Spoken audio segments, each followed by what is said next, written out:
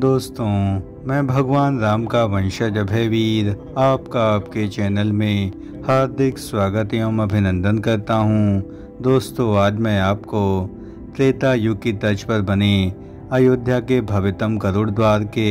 सबसे नए निर्माण कार्यों एवं अद्भुत अलौकिक सौंदर्य के संदर्भ में सबसे नवीनतम एवं एक्सक्लूसिव जानकारी प्रस्तुत करूंगा। अयोध्या में आयोजित ऐतिहासिक एवं प्रथम रामनवमी पर्व के भव्य समापन कार्यों के पश्चात अयोध्या को विश्व धार्मिक पर्यटन नगरी के रूप में विकसित करने के उद्देश्य से यहां पर विकास कार्यों को पर्याप्त गति प्रदान की जा रही है। सामने दृष्टिगत परिदृश्य अयोध्या की सीमा के मुख्य प्रवेश द्वार यानी प्रवेश बिंदु के मुख्य स्वागत द्वार का अद्भुत अलौकिक परिदृश्य है और पौराणिक एवं त्रेता युगीन स्वरूप में बने इस भव्य प्रवेश द्वार को धनुषाकृति एवं त्रिशूल की आकृति से सुसज्जित किया गया है एवं इस मार्ग को अत्यंत सुंदर और सुरुचिपूर्ण बनाने के उद्देश्य से यहाँ पर मध्य भाग में अनेक प्रकार के सुंदर वृक्ष लगाए गए हैं और यह वृक्ष बरसात के समय आपको फूलों से भरे हुए दिखाई पड़ेंगे। अत्यंत प्राचीन एवं पौराणिक नगरी अयोध्या में भगवान गरुड़ को विशेष स्थान दिया गया है और प्रभु श्री राम के अनन्य भक्त गरुड़ जी के मन में जब चिंता उत्पन्न होती है यानी जब शंका उत्पन्न होती है तो वे ब्रह्मा जी के पास जाते हैं और इस पर एक प्रमुख चौपाई प्रचलित है कि सुन विरंच राम ही सिरुनावा समुझि प्रताप प्रेम अति छावा। अर्थात जब पक्षीराज गरुड़ ब्रह्मा जी के पास जाते हैं और उन्हें अपना संदेह व्यक्त करते हैं तो उसे सुनकर के ब्रह्मा जी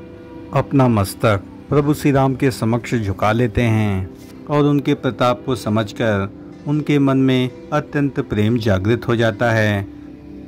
सामने आप देख सकते हैं कि मुख्य स्वागत द्वार के ठीक सामने दोनों हथेलियों के मध्य दिव्य ज्योत की अद्भुत कलाकृति यहाँ मोतियों के रूप में अद्भुत ढंग से चित्रित की गई है और यह देखने में काफ़ी अधिक आकर्षक और जीवंत प्रतीत होती है कि मानो यह हथेलियाँ जीवंत हो उठेंगी। गोलाकार आकृति में बने स्तंभों के ठीक ऊपर बनी हुई हथेलियों की उंगलियों को यदि आप ध्यानपूर्वक देखें तो इसमें उंगलियों के जो जोड़ के बिंदु हैं उन पर जो उभार हैं वह अत्यंत कलात्मक और जीवंत प्रतीत होते हैं और साथ ही यहाँ पर कला को विशेष तौर पर महत्व दिया गया है। दोनों हथेलियों के मध्य जो दीप प्रज्वलन की आकृति है वह अत्यंत सुंदर एवं मनोहर है और साथ ही इस दीप के किनारे जो पुष्पों की आकृतियां हैं वह काफ़ी अधिक सुंदर एवं दिव्यतम प्रतीत हो रही हैं। गोलाकार स्तंभों को यदि आप ध्यानपूर्वक देखें तो इसके किनारे चारों ओर विशेष प्रकार की पुष्पों की कलाकृतियाँ बनी हुई हैं और इसके नीचे पूर्णतया सीमेंटेड यहाँ पर वृत्ताकार एक शेप निर्मित किया गया है और अयोध्या को दीपोत्सव पर्व के रूप में विशेष तौर पर जाना जाता है। अतः इसको सुंदर स्वरूप एवं त्रेता युगीन स्वरूप में दर्शाने हेतु यहाँ हाथों के मध्य दिव्य ज्योति की बेहतरीन आकृति निर्मित की गई है और यह अयोध्या के त्रेता युगीन स्वरूप का दिव्यतम दर्शन कराती है और इसे मुख्य रूप से गार्डन यानी छोटे से उद्यान के तौर पर यहाँ पर विकसित किया गया है और अयोध्या में कई चौक चौराहों पर आपको इसी प्रकार की भव्य कलाकृतियाँ देखने को मिल जाएंगी जो कि आपको त्रेता युगीन स्वरूप का दिव्यतम दर्शन कराएंगी और इस संपूर्ण क्षेत्र को और अधिक भव्य और सुंदर बनाने हेतु अनेक प्रकार के निर्माण कार्यों को यहाँ पर तेजी से किया जा रहा है और अयोध्या को पर्यटन नगरी के रूप में विकसित करने के लिए इस भव्य स्वागत द्वार जो कि करोड़ों की लागत से निर्मित है, इसको बनाने में लगभग 6 से 7 महीने का वक्त लगा। लगभग 13 किलोमीटर लंबे अयोध्या रामपथ के एंट्री पॉइंट पर अयोध्या की संस्कृति और इतिहास के समेटे इस भव्य प्रवेश द्वार का निर्माण कार्य अब तक पूर्ण हो चुका है और साथ ही यहाँ पर और भी अधिक सुंदर स्वरूप देने के लिए यहाँ पर कुछ रंग रोगन एवं नए वृक्षों को लगाने का काम तेजी से जारी है।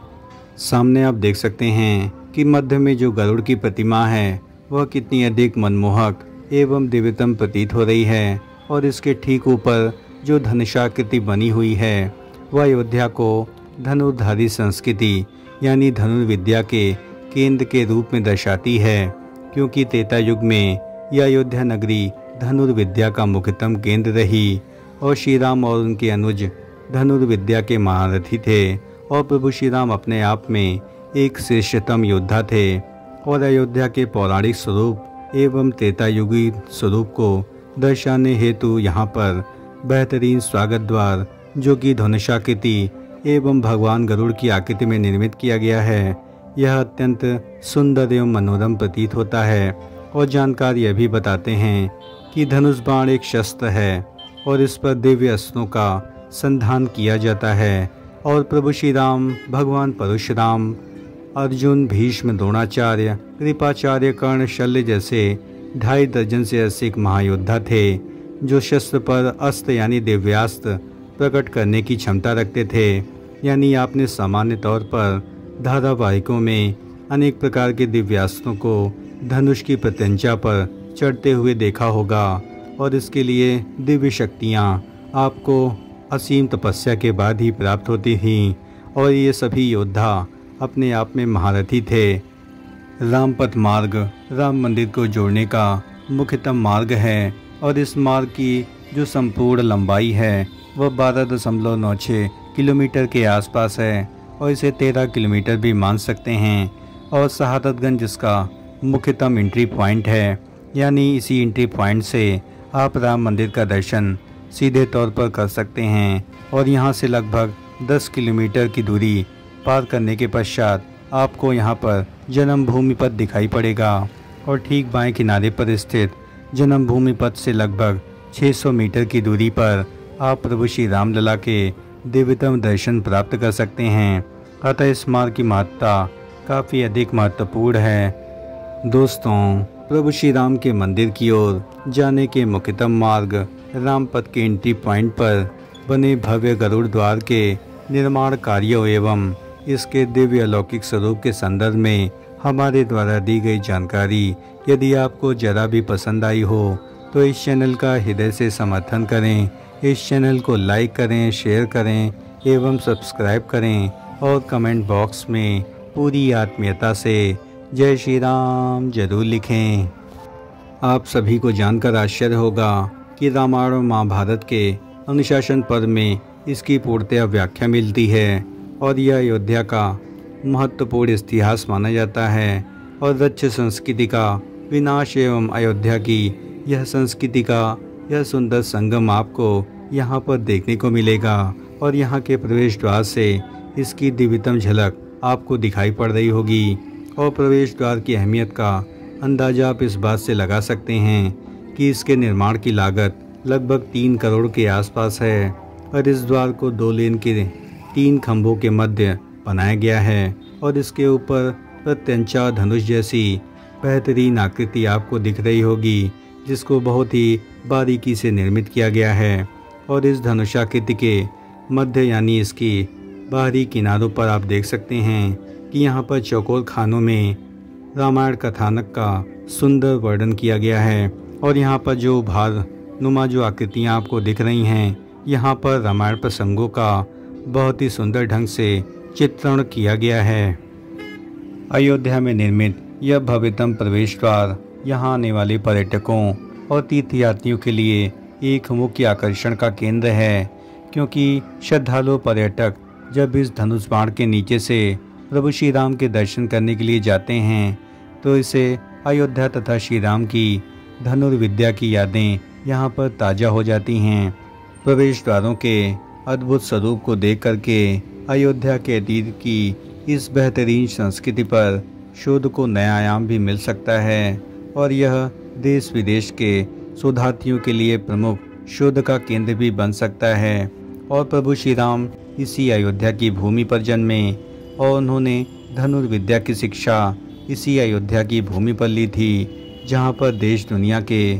प्रमुख धनुर्धारियों के द्वारा उनको शिक्षा प्रदान की गई थी। अयोध्या के प्राचीन तथा गौरवपूर्ण इतिहास को पुनर्जीवित करने के उद्देश्य से